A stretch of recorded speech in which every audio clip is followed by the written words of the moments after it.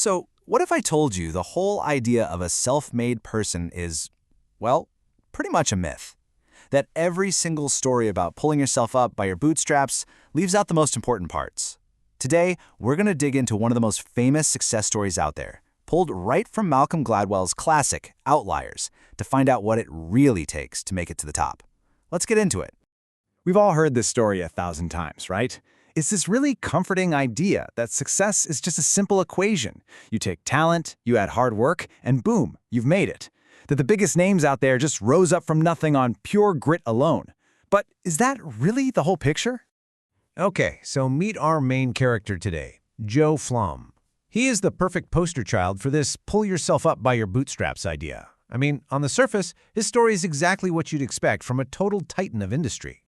And what a legend it is. Just look at this career path. He grew up in poverty during the Great Depression, somehow gets into Harvard Law without even finishing college, graduates near the very top of his class, and then goes on to build a legal powerhouse. It's the absolute classic rags to riches tale, a self-made man, right? Well, this is where the story gets really, really interesting. Gladwell argues that if we just stop at talent and ambition, we miss the whole point. We miss all the hidden advantages, the lucky breaks, buried in places we would never, ever think to look. So, let's pull back the first curtain. And what we find actually starts with what looked like a massive career-ending failure for Flom, and a lot of people just like him. You have to picture the world back in the 1940s and 50s. The big, powerful white shoe law firms in New York, they were an exclusive club, overwhelmingly white, Anglo-Saxon, and Protestant. And they had this unwritten rule. They just didn't hire Jewish lawyers. Didn't matter how smart you were, how high you graduated in your class, Joe Flom was an outsider looking in. Now, what's really fascinating is the kind of work these old firms did. They saw themselves as doing dignified law, handling taxes, polite legal filings for huge corporations. They avoided the messy, confrontational stuff like lawsuits and hostile takeovers. They thought it was uncivilized. So where did that leave outsiders like Joe Flom? Well, they got the scraps, all the scrappy, undignified work that nobody else wanted to touch. And this quote just nails it. Being shut out of the fancy firms forced Flom and other lawyers like him to master a very specific and, at the time, really undesirable set of skills. What looked like a huge disadvantage was actually a training ground. And then, the world changed. Starting in the 1970s, the business world just exploded with mergers and acquisitions. Hostile takeovers became a central part of how business was done. And guess who were the only lawyers with decades of experience in this one niche? You got it. Joe Flom and his peers. Their biggest setback had just become their golden ticket. But hold on, that's just one piece of this puzzle. The next hidden advantage has even less to do with skill and everything to do with something that is completely 100% out of our control: timing. It's a concept Gladwell calls demographic luck. And the idea is pretty simple. The year you happen to be born can have a huge, huge impact on your opportunities in life in ways you can never possibly plan for. And for Joe Flom, man, he basically won the demographic lottery. He was born in the 1930s, right when birth rates had plummeted during the Great Depression. So think about what that means. His whole generation was small. He went through school in smaller classes, got more one-on-one attention, and faced way less competition. And then the real magic happens. He hits the absolute prime of his career exactly when the corporate takeover boom, the very thing he'd been forced to become an expert in, explodes. It's just a perfect storm of timing. All right, this final piece of Flom's story is the deepest, and honestly, maybe the most powerful. It's not actually about him. It's about his parents and the work that they did. So, Flom's parents weren't lawyers or bankers. They were Jewish immigrants, and they worked in New York's garment industry.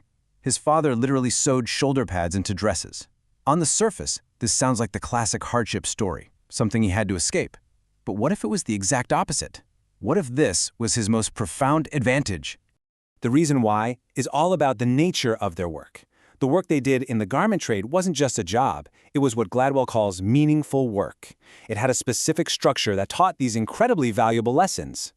Gladwell breaks it down into these three key things you see right here. First, autonomy. A lot of them were their own bosses, not just a cog in some giant factory. Second, complexity. The work was mentally challenging. It required real skill and creativity. And third, and this is the big one, there was a direct link between effort and reward. If you worked smarter and harder, you saw the results right there in your pocket. This wasn't just a job, it was basically an education in how to be an entrepreneur. And this is the mind-blowing conclusion.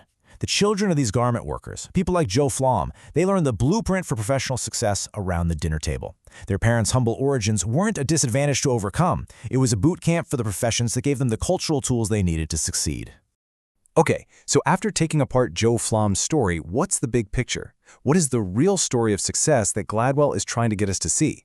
So the myth of Joe Flom, the self-made man, turns out to be a story of three incredible unearned gifts. The gift of adversity that turned into a golden opportunity, the gift of a birth date that put him in exactly the right place at the right time, and the gift of a cultural legacy passed down from his parents that taught him the true value of meaningful work.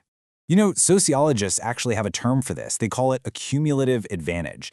It's the idea that one initial advantage, even a really small one, just snowballs over time. The people who get a little head start are given more opportunities, better coaching, more chances to succeed, which just creates even more advantages. It's like a snowball rolling downhill. And this pattern isn't just about New York lawyers. Gladwell shows that it is everywhere. Like, why are so many top-tier Canadian hockey players born in January, February, or March? Because as kids, they get an early size advantage that snowballs into better coaching and more ice time. How did the Beatles become the Beatles? Well, a lucky gig in Hamburg forced them to play for 8 hours a night, giving them their famous 10,000 hours of practice long before anybody even knew who they were. And that really brings us to the heart of it all.